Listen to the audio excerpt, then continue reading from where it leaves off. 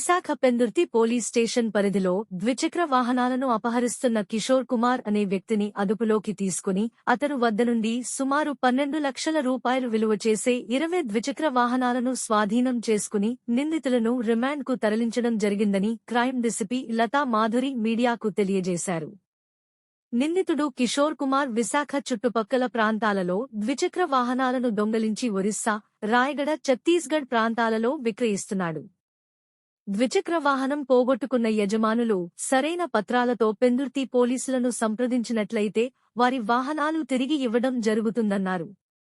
వాహనదారులు జీపీఎస్ వినియోగించినట్లయితే వాహనాన్ని అపహరించిన వెంటనే జీపీఎస్ ద్వారా ఆ వాహనం ఎక్కడుందో కనుక్కోవడం సులభం అవుతుందని, అలాగే హ్యాండిల్ లాక్స్ వేయడం కూడా చేయాలని ఈ సందర్భంగా వాహనదారులకు తెలియజేశారు.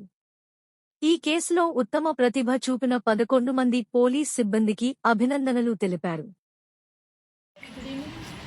ఇప్పుడు వెస్ట్ క్రైమ్ డివిజన్లో పెందుర్తి పోలీస్ స్టేషన్లో ఒక వెరీ గుడ్ వర్క్, ఒకటి రిమార్కబుల్ వర్క్ ఒకటి జరిగింది. యాక్చువల్గా 54/25 అని 2 వీలర్ థెఫ్ట్ అఫెన్స్ ఒకటి నమోదైంది పెందుర్తి స్టేషన్లో. దాంట్లోని క్రైమ్ టీమ్స్ చాలా రిమార్కబుల్ వర్క్ చేసి అంపోల కిషోర్ అని అక్యూజ్ని పట్టుకోవడం జరిగింది. అక్రేడిపాలెం ఏరియాలో పట్టుకోవడం జరిగింది. అతని పొసెషన్లో ఇమీడియట్గా ఒక వెహికల్, ఫర్దర్ ఇంట్రాగేషన్లో 20 వెహికల్స్ రికవర్ అయినాయి, 2 వీలర్స్, డిఫరెంట్ బైక్స్. వాటిని థరోగా ఇన్వెస్టిగేషన్ చేస్తే మన ద్వారక, గోపాలపట్నం, పెందుర్తి, కంచరపాలెం, 2 టౌన్, ఆనందపురం, ఇట్లాగా అక్రాస్ సిటీ, వైజాగ్ సిటీలో almost all police station limits నుంచి తీసేయడం జరిగింది అక్యూజ్డ్. ఇందులో రిసీవర్స్గా 2 ఒరిస్సా రాయగడ రిసీవర్స్ కూడా ఉన్నారు, కందగిరి కన్హు, నరేంద్ర మహానంది అని. వీళ్ళిద్దరిని కూడా మనం అరెస్ట్ చేయడం జరిగింది.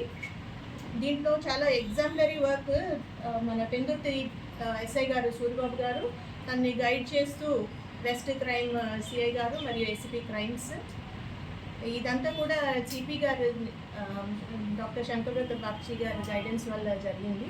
ఇది మాత్రం I appreciate all the teams and also including this one ASI KVSN Murthy, G Nagaraju head constable, Shivaprasad and మిగిలిన టీం అంతా ఉన్నారు. వీళ్ళందరినీ కూడా సిపి గారు అప్రిషియేట్ చేస్తున్నారు.